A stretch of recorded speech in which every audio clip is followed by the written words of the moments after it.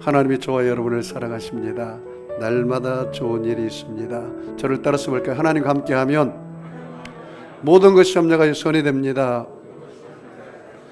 예수님과 함께하면 나의 미래는 찬란합니다. 성령님과 함께하면 나는 매일매일 모든 면에서 좋아지고 있습니다. 하나님, 나는 존귀한 자입니다. 성도야, 너는 존귀한 자다. 사탄아, 나는 존귀한 자다. 예수 이름으로 명하노니 물러가라, 물러가라, 물러가라. 저와 여러분은 존귀한 자처럼 생각하고, 존귀한 자처럼 꿈꾸고, 존귀한 자처럼 믿고, 존귀한 자처럼 말하고, 존귀한 자처럼 행하면 모두 다 존귀한 사람이 됩니다. 가슴에 손을 얹고 저를 따라서 하겠습니다. 나의 인생은 예수 인생, 복받은 인생, 성공 인생, 승리 인생, 행복한 인생, 잘될 인생입니다. 옆 사람 인사하겠습니다. 시작. 당신 인생은 예수 인생, 복받은 인생, 성공 인생, 승리 인생, 행복한 인생, 잘될 인생입니다. 이제 다 외우셨죠? 할렐루야. 감사드립니다. 하나님께서 우리를 사랑하심으로 하나님을 사랑하는 자, 곧 그의 뜻대로 부르심을 입은 자에게 모든 것이 합력하여 선이 될 줄 믿습니다. 하나님께서 이 땅을 다스리고 간섭하셔서 안정되게 해줄 줄 믿습니다. 여러분 항상 깨어 기도하면 됩니다. 오늘 저는 예수님의 비유 시리즈 14번째 시간으로 큰 잔치의 비유, 따라서 볼까요? 큰 잔치의 비유, 그런 제목으로 함께 은혜를 나누겠습니다. 여러분, 김밥 나라에서 달리기가 있었습니다. 어느 나라요? 김밥도 나라가 있어요. 그래서 김밥 나라에 달리기 있는데 100m 달리기를 하는데 달리다가 김밥이 옆구리가 터져가지고 비실비실하면서 달리고, 또 김밥이 또 이 앞에가 좀 무겁잖아요. 그래서 달리는데 고개를 숙이고 달리다가 엎어지고 넘어지고, 또 김밥이 뒤가 무거워가지고 달리다가 또 엎어지고 넘어지고 막 그렇게 달리기를 했어요. 거의 다 똑바로 바르게 달리는 김밥이 하나도 없었어요. 그런데 유일하게 아주 안정적으로 차분하게 끝까지 완주한 김밥이 있었어요. 맞춰보시죠. 양반 김밥. 무슨 김밥이라고요? 양반 김밥. 하늘나라. 오늘 하늘나라에 대한 이야기를 하기를 원합니다. 어느 주일학교 학생이 예수를 아주 너무나 잘 믿었어요. 그런데 그 학생의 유일한 소망은 아버지가 예수 믿는 것이었어요. 아버지가. 우리 성도님 중에 아빠 예수 믿게 해달라고 신년 초부터 기도 제목을 내는 어느 가족이 있습니다. 온 가족이 다 아버지 구원을 놓고 교회 나오게 해달라고 그렇게 기도 제목을 제가 신년 초에 받아서 지금까지 기도하고 있어요. 그런데 이 아이도 아버지가 교회에 나오는 게 소원이었습니다. 그런데 불치의 병에 걸려서 죽게 될 순간이었습니다. 온 가족이 둘러 앉아 있었습니다. 그때 이 아이가 그렇게 말합니다. 아버지, 저는 천국 가요. 그런데 아버지, 예수 믿지 않으면 나는 천국 가는데 아버지를 영원히 만나지 못하면 슬픈 일 아닙니까? 아버지, 마지막 저의 소원입니다. 예수를 믿고 천국에서 봐요. 그렇게 이야기했어요. 그런데 이 아버지는 아주 무신론자라 마음이 아주 완악하고 굳어져서 그가 죽어가는 그 초등학교 학생의 그 애타는 부르짖음에 끔찍 달싹하지 않고 무표정하고 있었어요.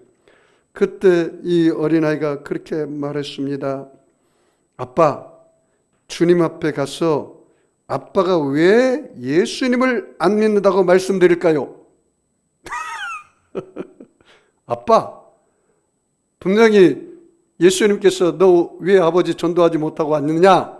이렇게 말하면 왜 우리 아버지가 예수 믿지 않는다고 말씀드릴까요? 이렇게 질문했어요. 그때 아버지가 아무 말도 못했습니다.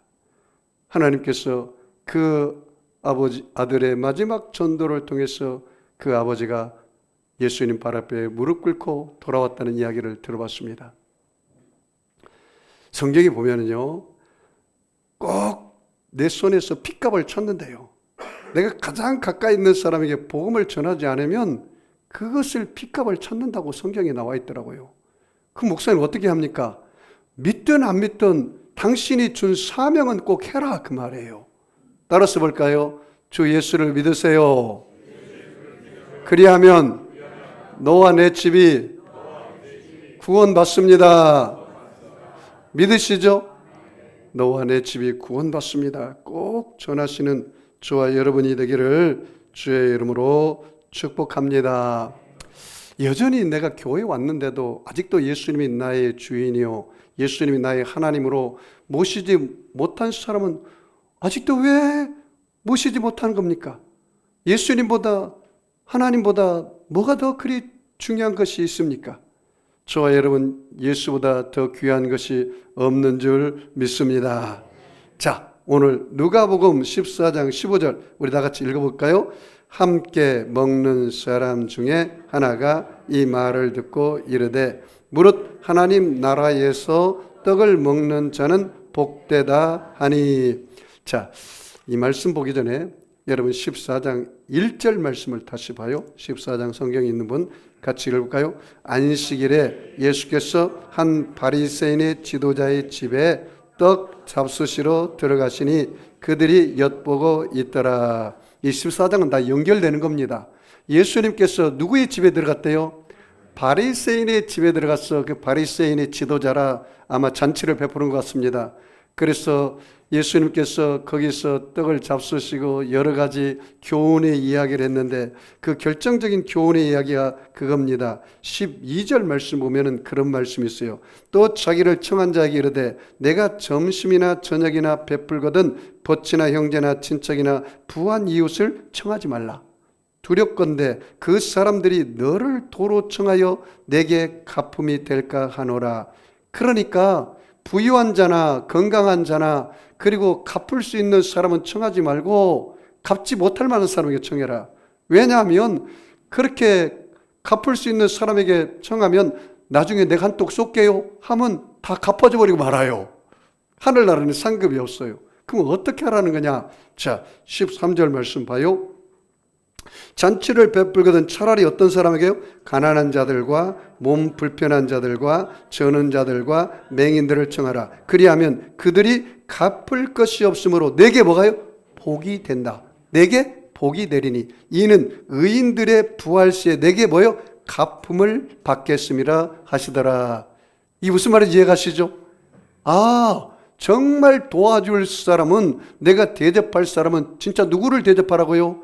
가난한 자, 병든 자, 아픈 자, 고아, 가부, 내게 도로 갚을 만한 능력이 없는 사람들에게 대접해야. 그러면 그것을 누가 갚아준다? 나중에 하늘나라 가서 하나님께서 갚아준다, 그 말이에요. 이것이, 이 말을 했을 때 어느 한 사람이 나타나서 예수님께 그렇게 말합니다. 예수님, 하나님 나라에는 먹을 떡이 많고 그 떡을 먹는 사람은 복이 있다고 이야기한다는데 이게 무슨 뜻입니까? 그 말이에요. 다시 봐요. 15절 같이 읽습니다. 함께 먹는 사람 중 하나가 이 말을 듣고 이르되 무릇 하나님 나라에서 떡을 먹는 자는 뭐가요? 복되다 하니. 거기 줄쳐 볼까요? 하나님 나라에서 뭘 먹는 사람? 떡을 먹는 사람이 복되다. 한번 저를 보세요. 여러분 하나님 나라 여기 오셨죠?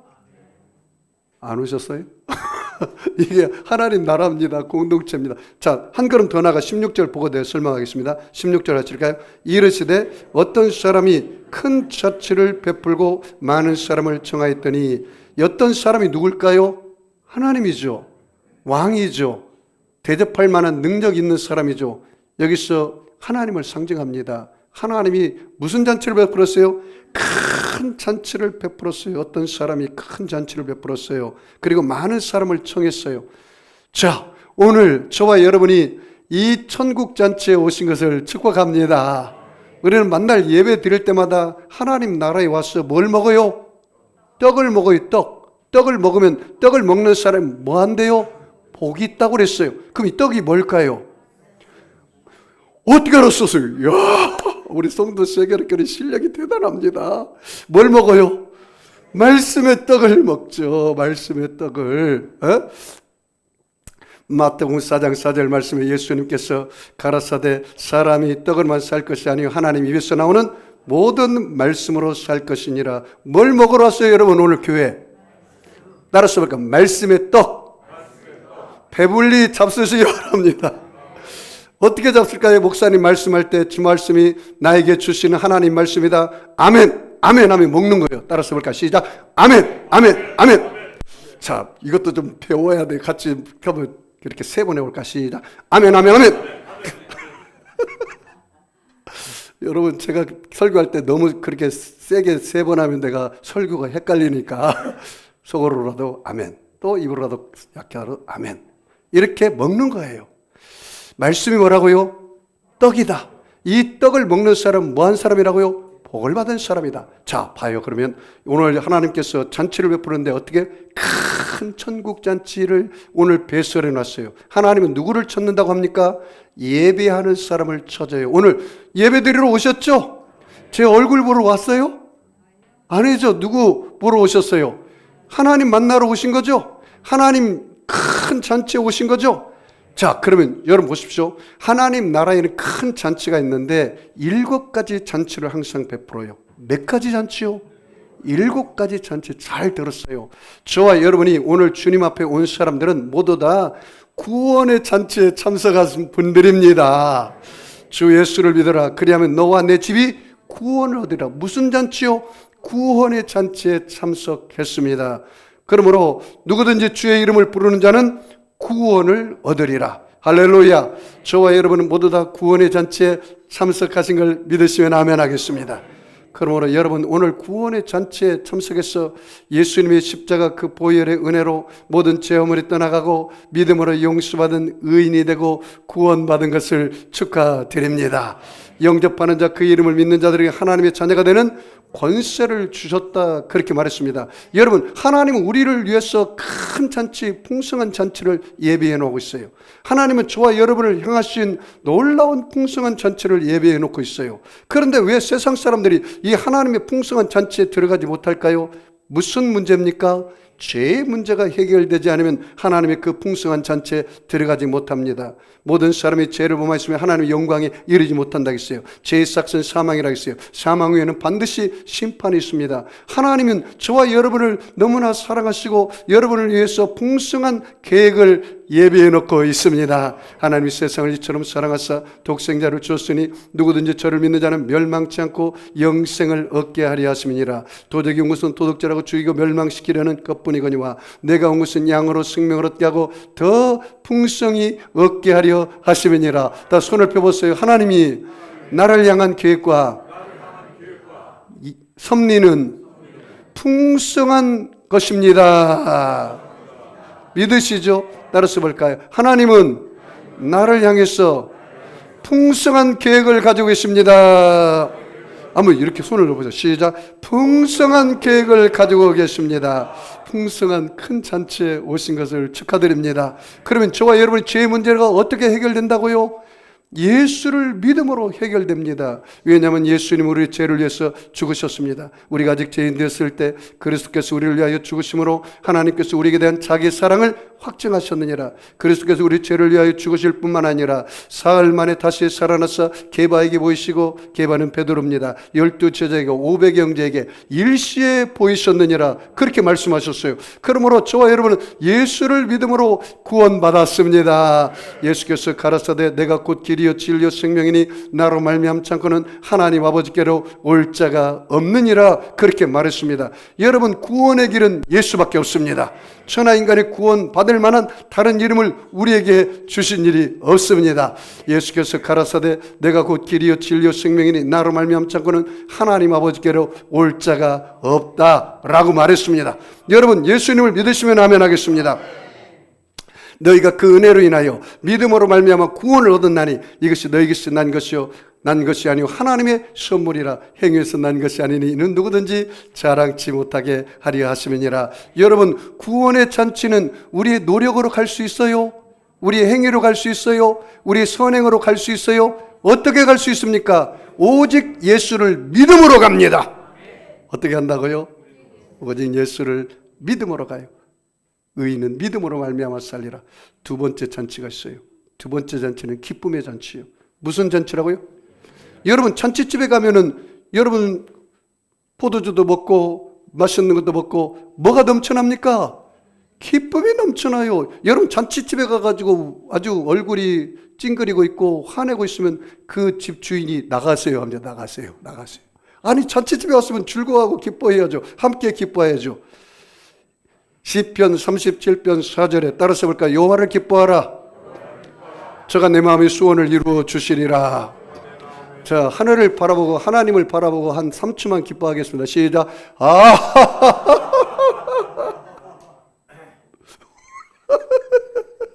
웃다 보니 웃게 되죠. 할렐루야.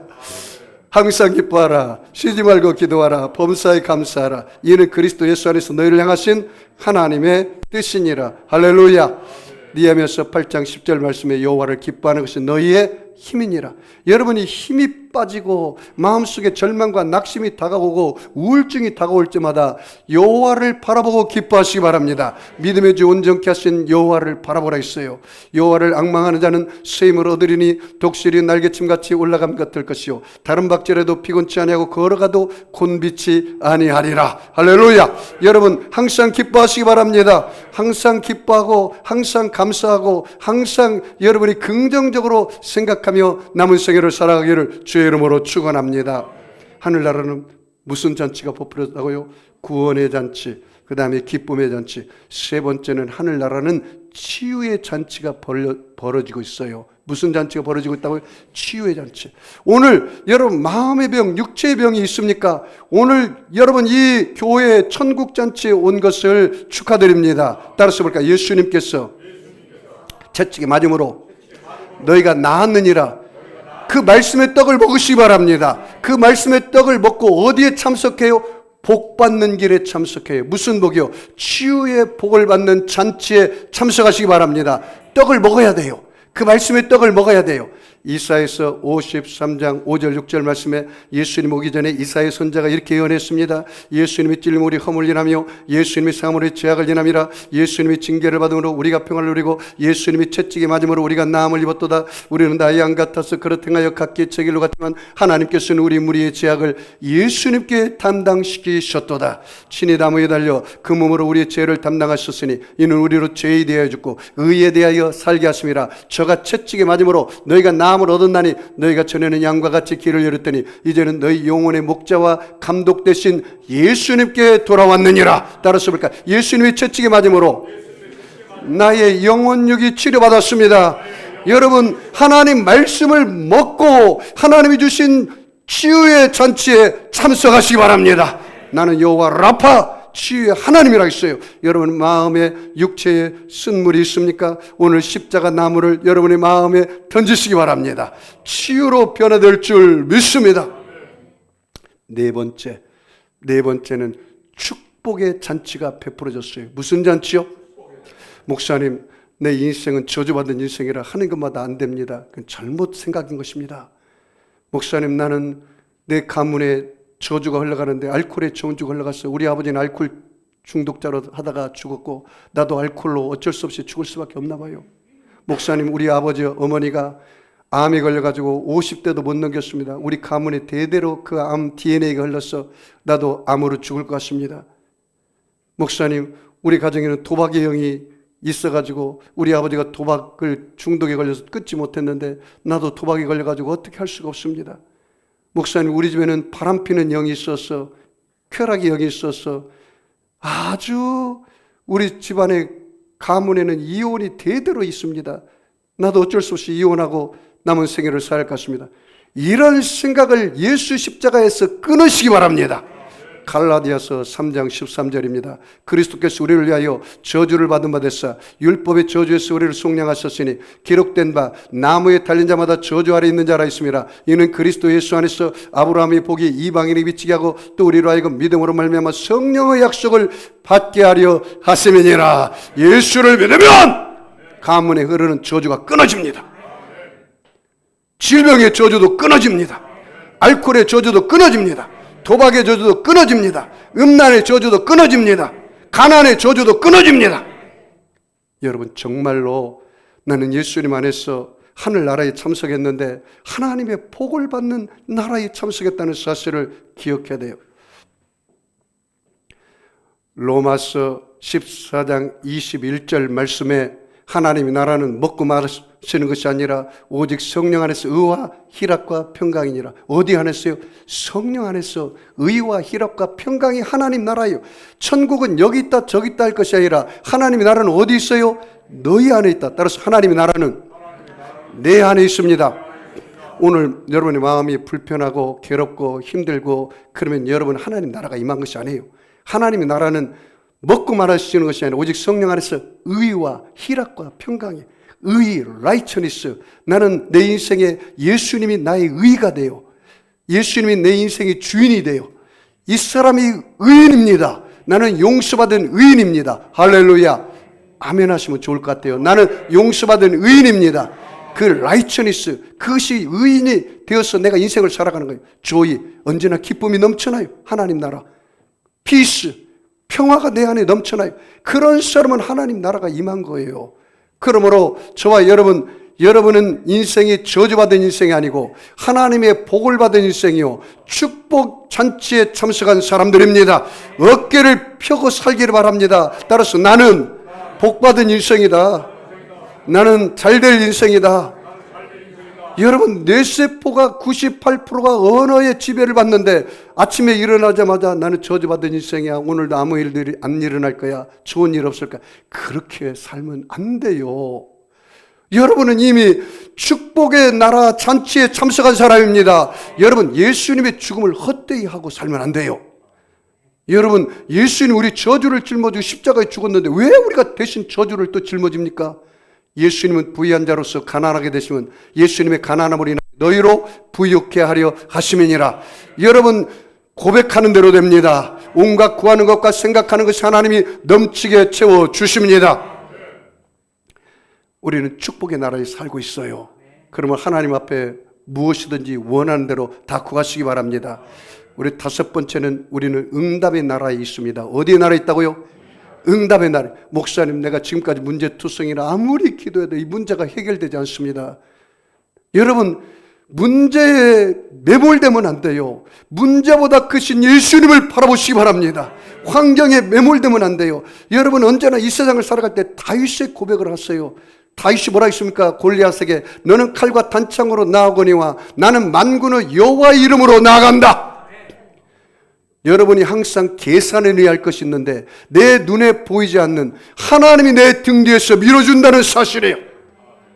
요한복음 15장 7절에 너희가 내 안에 거하고 내 말이 너희 안에 있으면 무엇이든지 원하는 대로 구하라. 그리하면 이루어 주시리라. 너희가 전에는 내 이름으로 구하지 않았으나 이제는 내 이름으로 구하라. 그리하면 너희 기쁨이 충만하리라. 너희 열매를 통해서 내가 너를 통하여 영광을 받으리라. 할렐루야.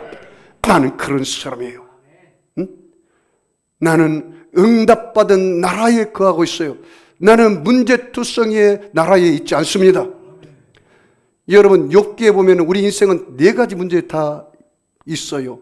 부부의 문제, 가정의 문제, 자녀의 문제, 물질의 문제, 질병의 문제. 욥기가 이 네 가지가 다 문제가 있어요. 이 하나라도 하나 안 걸린 사람이 없어요. 그러나 여러분이 믿어야 할 것은 문제보다 크신 예수님, 그 이름으로 기도하면 이 산들어 들려 바다에 던지라 할지라도 그 말하는 것이 이룰 줄 믿고 마음이 의심치 않으면 그대로 되리라.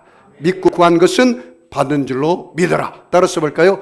믿고 구한 것은 뭐라고요? 받은 줄로 믿어라. 여러분은 응답의 나라에 와 있습니다. 오늘 여러분 기도해서 모두 다 응답받기를 주의 이름으로 축원합니다. 여섯 번째는 저와 여러분은 소망의 나라에 살고 있어요. 어떤 분이 그러더라고요. 목사님, 나는 사업이 절망입니다. 요새 코로나보다도 더 어렵습니다. 맞는 말입니다. 여러분, 중소기업이 40%가 문을 닫고 있고 지금 이 정부가 거의 무정부 상태로 될 정도로 지금 굉장히 어려운 가운데 있습니다. 너무나 힘들어요. 그러나 저와 여러분은 믿음의 주여 온전케 하신 예수님 바라보십시오. 저와 여러분을 향한 우리 하나님의 생각은 절망이 아닙니다. 말씀의 떡을 먹었어요. 어떤 떡을 먹어야 할 때? 이때는 예레미야서 29장 11절입니다. 내가 너희를 향한 생각은 재앙이 아니요 평안이요 장래의 소망 주기를 원하노라. 따라서 볼까요? 하나님은 나를 향한 생각은, 하나님이 나를 향한 생각은 절망이 아니고 평안이고 장래에 소망 주기를 원한다. 할렐루야. never give up. 절대로 포기하지 말아라. 그 말입니다. 여러분, 할 수 있습니다. 하면 됩니다. 해봅시다. I can do it because God is with me. 나는 할 수 있다. 왜냐하면 하나님 나와 함께 하기 때문이다. 사람으로는 할 수 없으나 하나님은 할 수 있다고 그랬어요. 할 수 있거든. 무슨 말이냐? 믿는 자에게는 능치 못할 일이 없느니라. 할렐루야. 여러분, 힘으로 되지 않냐고, 능으로 되지 않냐고, 오직 나의 신으로 되느니라. 내게 능력 주시는 자에서 내가 모든 것을 할 수 있느니라. 여러분, 응답의 나라에서 살기를 바랍니다. 뭘 먹어야 돼? 그러려면 말씀의 떡을 먹었어요. 그리고 그 말씀에 입각해서 하나님께 기도하면 그 기도가 흔들리지 않아요. 하나님 말씀은 1점이라도 변함이 없기 때문에 저 하늘이 무너지고 이 땅이 꺼지는 한이 있어도 내 기분이나 감각은 별로 기분이 안 좋고 의심이 다가와도 말씀에 바로 쓰면 그 의심이 떠나가는 거예요. 여러분, 마귀는 날마다 우리에게 의심의 불화설을 씁니다. 믿지 말라고 바랍니다. 그럴 때마다 여러분, 믿음의 방패로 의심의 불화설을 막고 성령의 검 하나님 말씀으로 마귀의 심장을 찌르시기 바랍니다. 마귀야! 나는 절망자가 아니다. 나는 예수님 안에서 희망자다. 너는 할 수 없어. 아니야. 나는 할 수 없을지 몰라도 내 안에 계신 예수님은 나를 통해서 할 수 있다. 내 지혜의 근원은 하나님이시다. 내 능력의 근원은 하나님이시다. 오직 성령이 너희에게 임하시면 너희가 권능을 받고 예루살렘과 온 유대와 사마리아 땅까지 내 증인이 되리라. 그렇게 말씀하셨어요. 그러므로 저와 여러분, 우리에게는 소망의 나라가 넘쳐납니다. 희망의 나라가 넘쳐납니다. 희망을 가지시기 바랍니다. 저와 여러분에게는 영생의 나라, 7번째 영생의 나라가 내 안에 와 있다는 것을 알아야 돼요. 나는 죽어도 삽니다. 부활의 영이 내 안에 있습니다. 예수를 살리신 영이 너희 안에 거하면 너희 죽을 영혼도 살려주시리라. 예수께서 가라사대 나는 부활이요 생명이니 나를 믿는 자는 죽어도 살겠고 무릇 살아서 나를 믿는 영원히 죽지 않냐리니 내가 이것을 믿느냐 말씀하셨어요. 따라서 볼까요? 나는 큰 잔치 하나님 나라에 참여했습니다. 구원의 잔치에 참여했습니다. 기쁨의 잔치에 참여했습니다. 치유의 잔치에 참여했습니다. 축복의 잔치에 참여했습니다. 응답의 잔치에 참여했습니다. 소망의 잔치에 참여했습니다. 영생의 잔치에 참여했습니다. 나의 아이덴티티가 그 말이에요. 이 종은 그 잔치에 다 참석한 사람. 이 종은 저와 여러분을 말해요. 그러면 저와 여러분이 이제는 이 천국 큰 잔치에 참석했는데 하나님이 우리에게 종인 저와 여러분에게 명령하는 거예요. 이 종이라는 말은 주인의 보내심을 받아서 순종하는 거예요. 사도라는 말은 주님의 보내심을 받았다는 뜻이에요. 선교사라는 뜻도 보냄을 받은 사람이라는 뜻이에요. 그런데 여러분, 하나님께서 최초의 선교사를 우리에게 보내주셨는데 누굽니까? 예수님이 이 땅에 하나님의 보내심 받은 온 선교사입니다. 요한복음 20장 21절에 그렇게 말합니다. 아버지께서 나를 보내신 것 같이 나도 너희를 보내노라. 따라서 볼까요? 아버지께서 나를 세상에 보낸 것 같이 나도 너희를 어디에 보내요? 세상에 보내노라. 그것이 여러분 예수님 마지막 십자가에서 죽으시고 사흘 만에 부활하셨다가 이 땅에 40일 동안 계시다가 13번 이상 제자들이 나타나고 감람산에서 승천할 때 마지막 지상명령 그레이트 커미션 마지막 부탁입니다. 너희는 온 천하에 다니며 만민에게 복음을 전하라. 모든 족속으로 제자를 삼고 아버지와 아들과 성령의 이름으로 세례를 주고 내가 너에게 분부한 모든 것을 가르쳐 지키게 하라. 할렐루야. 이게 바로 종들에게 명령한 마지막 예수님의 부탁입니다. 오늘 그 부탁을 우리가 한번 살펴보겠습니다. 자, 16절 같이 읽습니다. 이르시되 어떤 사람이 큰 잔치를 베풀고 많은 사람을 청하였더니, 여러분 보십시오. 어떤 사람이 누구라고 그랬어요? 하나님이 큰 잔치, 천국 잔치를 베풀고 많은 사람을 청했어요. 자, 17절 같이 읽습니다. 잔치할 시각에 그 청하였던 자들에게 종을 보내어 이르되 오소서 모든 것이 준비되었습니다 하며, 두 번째, 그러니까 내가 예를 들어서 내 딸을 결혼식을 잡았으면 한 달 전에 청첩장을 보내고, 또 두 번째 시간이 가까웠을 때 전화나 카톡으로 또 한 번 보내고 그러잖아요. 그런데 조사해 보니까 올 사람이 몇 명이 없어요. 그러면 또 보내서 빈자리를 채우고, 또 부족하면 코로나 때는 사람을 사가지고라도 강권해서 그 자리를 채웠잖아요. 4번 초청하는 걸 볼 수가 있어요. 4번. 그런 겁니다. 여러분, 이스라엘 나라도 그렇게 이렇게 먼저 보내고 또 보내고 또 보내고 이 4번을 했어요. 자, 17절 같이 읽습니다. 잔치할 시각에 그 청하였던 자들에게 종을 보내어 이르되 오소서 모든 것이 준비되었다. 뭐가 준비되었어요? 잔치가 다 준비됐다. 이제는 여러분, 우리가 예수를 믿어도요, 이때 살아있을 때 믿어야 돼요. 죽은 후에는요, 믿고 싶어도 못 믿어요. 그래서 지금은 구원받을 만한 때요, 지금은 은혜의 때입니다. 지금 전하시기 바랍니다. 살아서 예수를 믿고 구원받는 거지, 죽은 후에는 예수를 믿지 못해요. 그게 다 준비가 됐단 말이에요. 이제는 천국 갈 준비가 다 되어 있어야 돼요. 저와 여러분이 이 마지막 시대를 살고 있잖아요. 자, 그 다음에 볼까요? 18절 같이 읽습니다.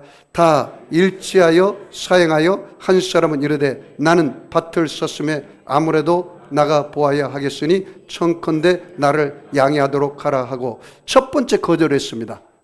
근데 여기 거절한 사람들이 누굴까요? 유대인입니다. 누구라고요? 유대인입니다. 유대인들이. 그런데 첫 번째 사람이 여기 보니까 밭을 샀어요. 근데 어떻게 거절합니까?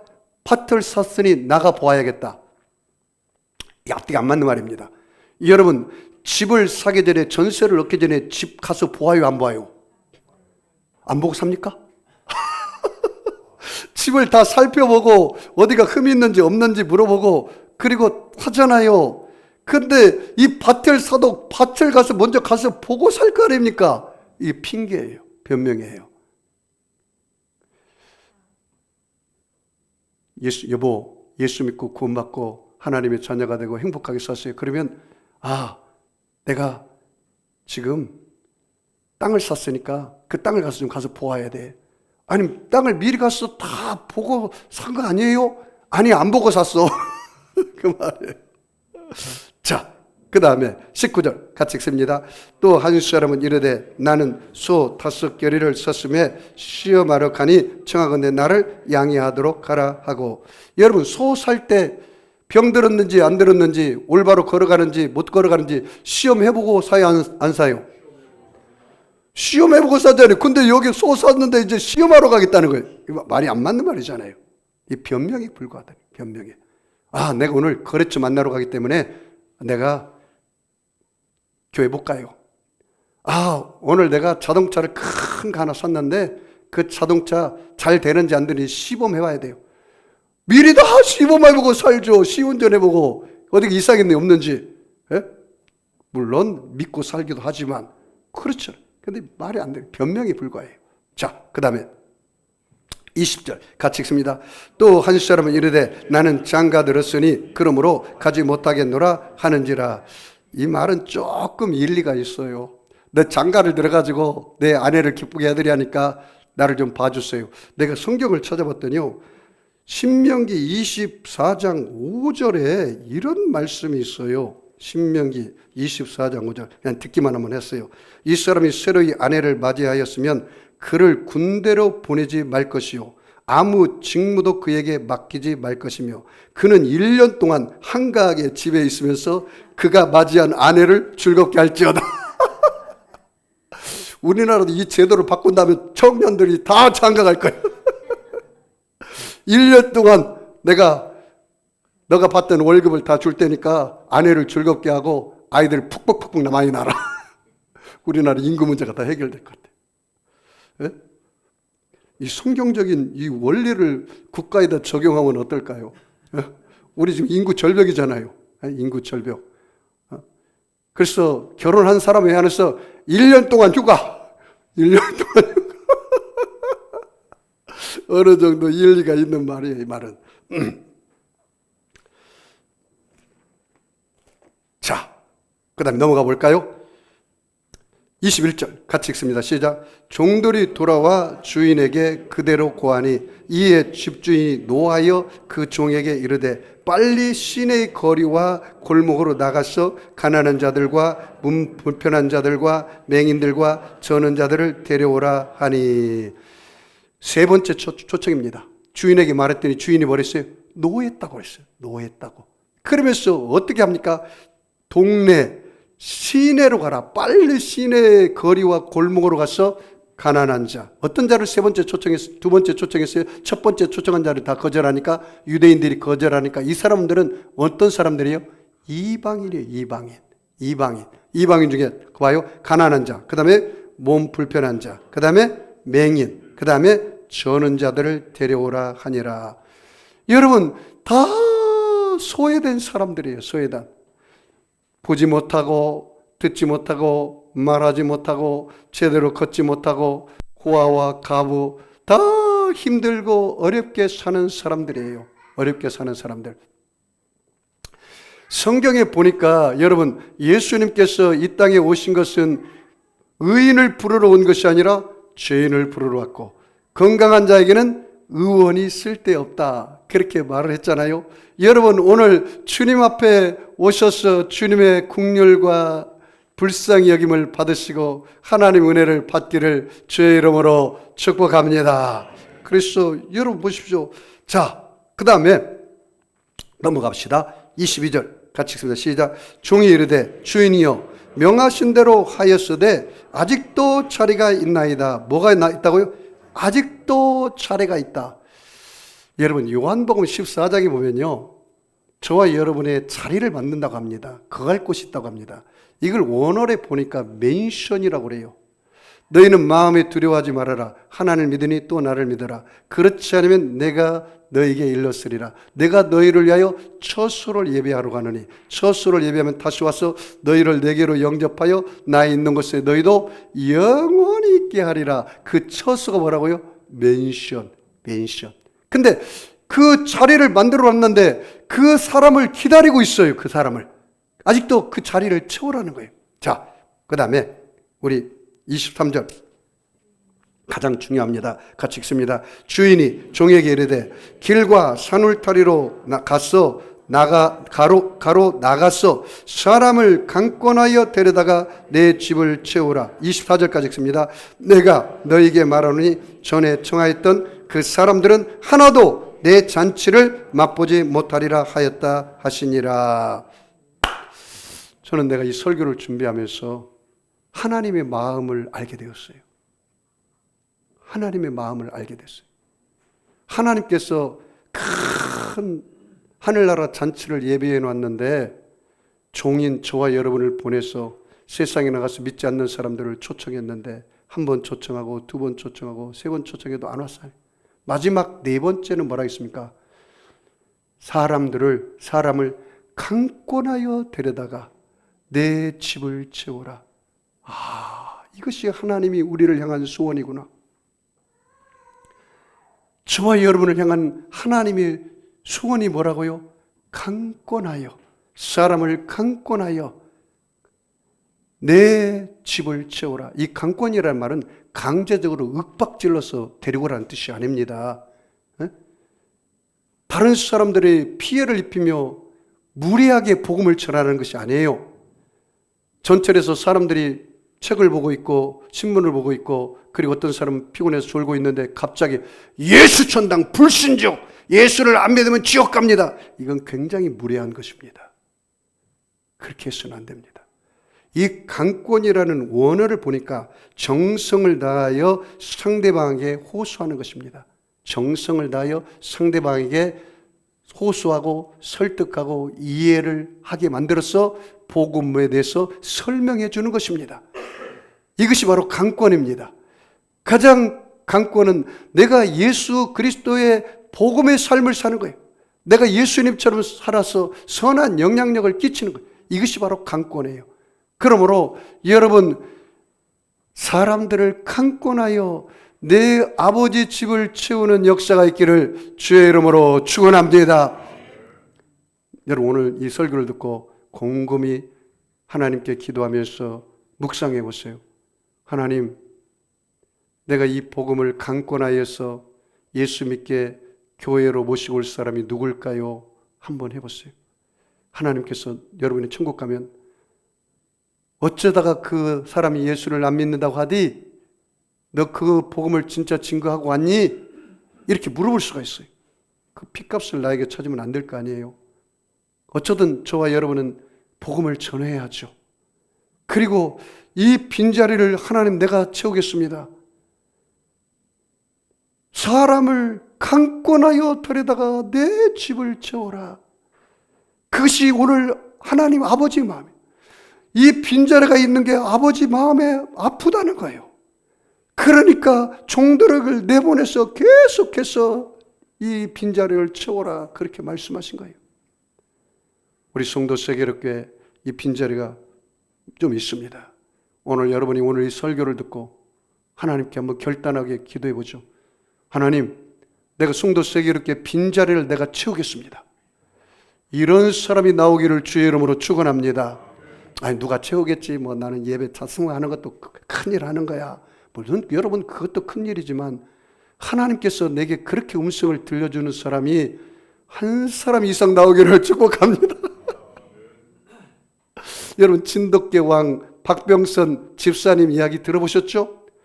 그분이 아내의 전도를 받고 나서 순천시 이 공무원이었는데 예수 믿고 나서 변화받아서 시의원에 출마하고 그 다음에 됐는데, 하나님께 그렇게 기도했다면 처음 교회 나가서 빈자리가 많아서 하나님, 이 교회 빈자리를 제가 다 채우겠습니다. 이야, 나는 그런 배짱이 우리 교회 성도들에게도 좀 필요하다고 생각해. 야, 그래 영적인 야성이 있는 분이라. 그래가지고 정말 예수 믿고 나서요, 시의원들을 거의 다 전도하고요, 지인들을 전도해가지고 그 자리를 다 채웠답니다. 간증 안 들어보셨어요? 한번 들어보세요. 박병선 집사님, 이제는 장로님이 되었어요. 사랑하는 성도 여러분, 오늘 이 말씀을 통해서 예수님의 마음과 소원을 여러분이 읽을 줄 알아야 돼요. 아, 하나님이 얼마나 급했으면 한 번도 아니고 두 번도 아니고 세 번도 아니고 네 번씩 초청했구나. 아직도 빈자리가 있니? 아, 있습니다. 그러면 사람들을 강권하여 데리고 이 빈집을 채워라. 이 빈집을 채워라. 오늘 그게 하나님의 음성입니다. 그러면서 뭐라 했습니까? 예수님께서 마지막으로 내가 첫 번째 초청하고 거절한 사람들에게는 그 잔치에 참석하지 못한다. 여러분, 내가 아직도 교회에 와 있기는 하는데 정말 예수님이 나의 구세주고 예수님이 나의 하나님이라고 여러분 정말로 내 안에 모셔드리고 있습니까? 그렇지 않으면 아직도 여러 가지 변명으로 거절하고 거부하고 있습니까? 이런 유대인들이 있습니까? 목사님, 내가 교회는 와 있지만 아직도 내가 밭에 마음이 있고 소의 마음이 있고 내가 장가 가야 돼. 무엇을 먹을까 마실까? 그게 너무 관심이 많아서 예수님이 아직도 내 마음의 중심에 와 있지 않습니다. 그 사람은 진짜 초청을 거절한 사람이에요. 초청을 했는데도 교회에 앉아있긴 하지만 진짜로 예수님의 초청을 받아들이지 않은 사람이에요. 그럼 어떤 사람이 진정으로 받아들일 사람입니까? 예수님께서 나의 주인 되시고 하나님이 나의 아버지가 되시고 예수님이 하나님을 믿는 사람, 할렐루야! 이 사람이 진정으로 그 초청에 반응하는 사람입니다. 사랑하는 성도 여러분, 여러분들에게 도전을 드립니다. 내가 예수를 믿기는 믿는데 나만 믿고 천국 가면 되겠냐 이 말이에요. 그 어린아이가 아빠, 나 천국 가서 아빠를 기다릴 텐데 아빠가 예수 믿지 않고 지옥 가면 언제? 이제는 영원한 이별이야. 믿어야 돼. 예수를 믿어야 돼. 마지막 죽어가는 생명이 꺼져가는 그 아이의 호소, 그 아버지를 전도하지 않았습니까? 남은 생에 사랑하는 성도 여러분, 하나님의 소원은 빈집을 다 채우는 것입니다. 이 빈 의자를 다 채우는 것입니다. 오늘 어떤 사람에게 하나님께서 내게 그런 네마의 음성을 준다면 여러분이 그 음성에 순종해 보십시오. 여러분의 일생을 책임져 줄 것입니다. 그래서 그 박병선 집사님은 전국을 다니면서 간증하는 그런 놀라운 은혜를 하나님이 그분에게 주신 것입니다.